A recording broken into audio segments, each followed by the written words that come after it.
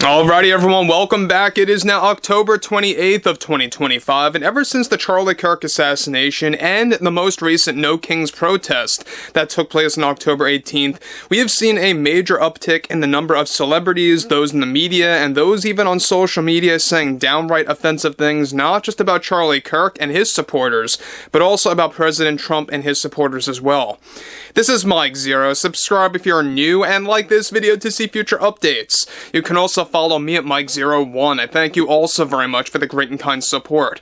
Now, in recent days, we have seen, like I said before, a lot of celebrities, a lot of those representing Hollywood, like the music industry and even the film industry, just using the Charlie Kirk assassination as a way to politicize their anti-Trump agenda and to continue with their anti-Trump messaging campaign that's really backfiring, not just on their careers, but how people perceive them as human beings, right? And a lot of people have been very repulsed by people now like Robert De Niro and Jane Fonda, who is the main subject for today. But what's interesting here has a lot more to do with what happened to Jane Fonda recently and exactly how it all actually happened. Now, one thing about all of this is that, yes, we do know that Jane Fonda is planning to go on yet another No Kings protest in 2026 after her October 18th appearance and mocking Charlie Kirk, his supporters, Trump and his supporters, and going on multiple political tirades. What's interesting here, though, has a lot more to do with what happened in studio with Jane Fonda, actually in front of a live audience. Now, what's interesting yet again about Jane Fonda is that she never learns from her mistakes. She never learns from all of the drama and the chaos that she has caused and how it's really backfiring, not just on herself, but also on her desperate move to actually revitalize her acting career. Now, ever since the assassination of Charlie and the most recent No Kings protest, many of those in the media in Hollywood have been using what happened to Charlie Kirk to politicize the entire situation to strengthen their anti-Trump agenda. Now, one major development going on now involves more to do with Jane Fonda and what she recently dealt with in the past few days after her series of comments mocking both Charlie Kirk and President Trump, especially both during and after the No Kings protest. It turns out that Jane Fonda was scheduled by ABC Studios and the Walt Disney Company to make a special appearance on The View to have an in-depth discussion about her issues with President Trump and Charlie Kirk supporters, and to talk more about the No Kings protests. Now, it turns out that Jane Fonda came on set wearing a No Kings hoodie that was a black hoodie with yellow lettering, with a series of remarks on the back of the hoodie about President Trump. What spiraled out of control was when Jane Fonda stepped on stage in front of a live audience to introduce herself before the taping even started, and she was immediately booed excessively since more and more Republicans, get this, and even Trump supporters, have been attending The View to understand how the program is organized. Now, the main source of the boos came from what was reported to be just under a dozen attendees to the left of the audience, booing at Jane Fonda and telling her to get off the set. Jane Fonda reportedly appeared frazzled and scared without knowing what to do and was approached by two ABC producers, informing her to lose the sweatshirt as it is creating nothing but trouble. Producers wanted Jane Fonda to go to her makeup room momentarily to try on their own piece of wardrobe on set. Jane Fonda refused and got snarky by pointing her fingers at the audience, booing and mocking, of course, her, where she then yelled the words, "This bothers you, doesn't it?" Quote, followed by laughter and pointing at her sweatshirt that said No Kings on it.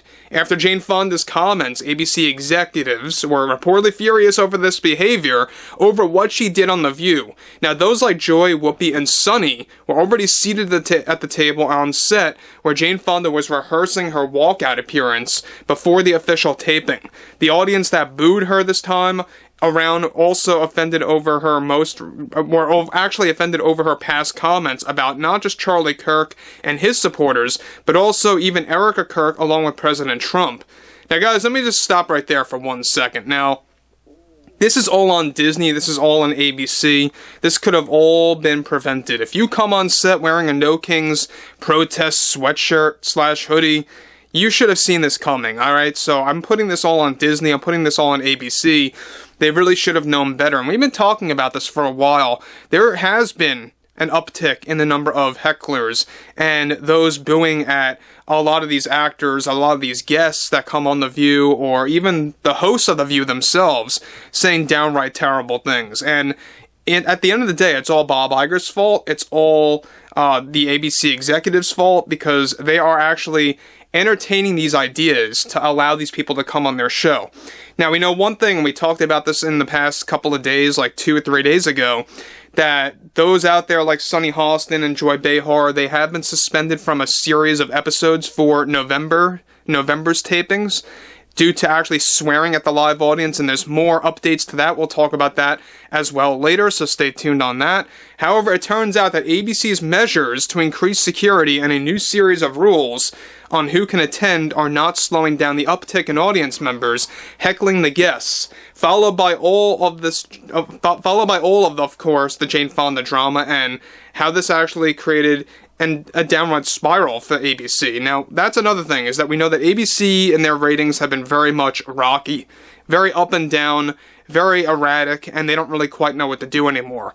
Now, followed by all of this, alright, we know that Jane Fonda, alright, this is where it also gets interesting, is that this actually went down to a point where she was quickly escorted out of the studio, followed by the boos. This explains why in one of the most recent episodes of The View that there was a guest slot that remained open, since ABC had no other replacement at the time, and instead had Joy Behar create and improvise a new talking point, a specific political talking point, mind you, about Trump. Now, this is why people are checking out, and I'm talking about actual fans of The View even are checking out of watching their show anymore, because people are just beginning to see through the mask. They're beginning to see through the lies and the overall, political agenda that they're pushing over there at ABC and Disney. Everyone is beginning to actually get very tired of it. They're beginning to see through the nonsense, and they're beginning to actually long for common sense. People want to see that come back, and to actually have that as a standard, essentially, in all forms of media, right? Common sense, and stick to the facts. But no, ABC wanted to have Jane Fonda come on with a No Kings hoodie. That's on them. Alright, they really should in no way put themselves in playing the victim or anything like that.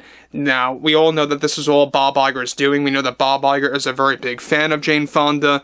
He deeply respects her, no matter what she has to say about Trump, Erica Kirk, Charlie Kirk, and all of their supporters.